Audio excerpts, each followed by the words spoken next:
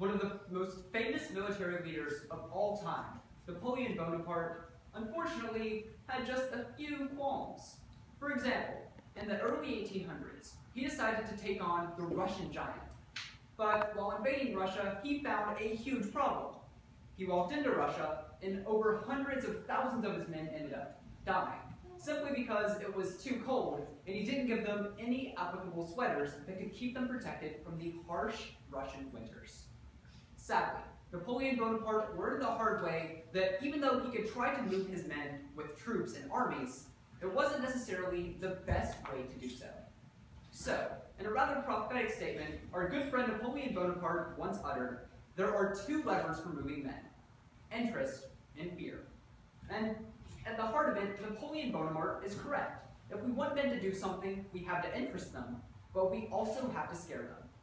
So first, we're going to see how giving somebody an interest in something can end up mobilizing them and causing a change in society. And next, we're going to see how addressing fear in different ways is going to give people a new look on life. Even though most people generally are interested in something, I'm interested in speech and debate, and these kids were interested in robotics, our interests always and sometimes get the best of us. So first, we're going to see how Napoleon Bonaparte is said that interest moves men by analyzing two types of interests, interest rates and interest groups. And warning, this is going to be just a little bit boring for these next few minutes.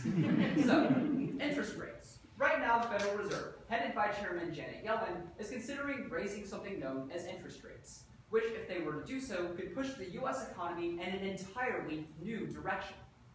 However, if they were to make this interest rate hike, which are predicted to sometime later this year, that means that we would have a lot of changing to do, because under the current U.S. economic status quo, we're just not ready for interest rates which are over quadruple what we are currently seeing. However, if the Federal Reserve were to raise its interest rates sometime this year, that means that people would be moved, because it would spur the job market and end up helping the U.S. economy compete against hegemons like China. So as we saw with the example of interest rates, that it mobilizes men, because if we were to raise them, then we would be able to have more jobs and also help the U.S. economy.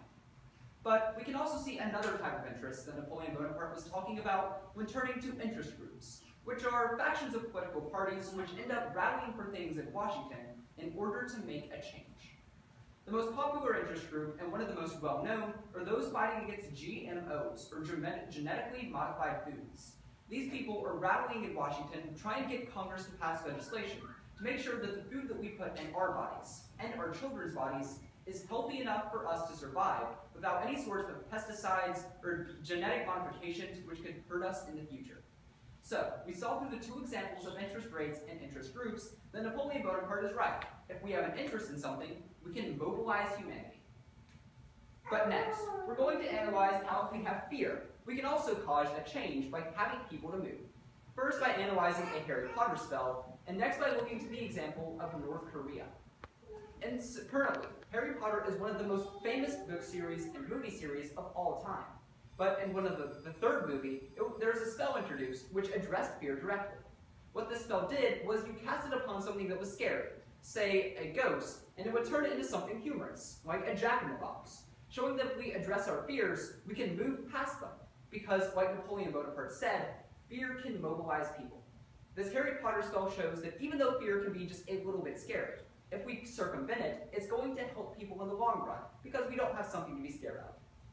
But next, we can also see the example of fear mobilizing people through the example of North Korea.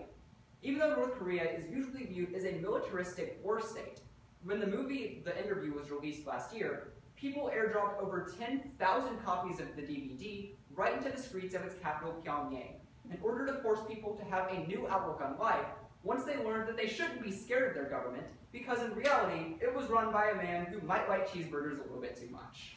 So, we can see through the examples of Harry Potter's spell and North Korea, that even though fear can mobilize people, like Napoleon said it did, if we overcome it, we can only go further.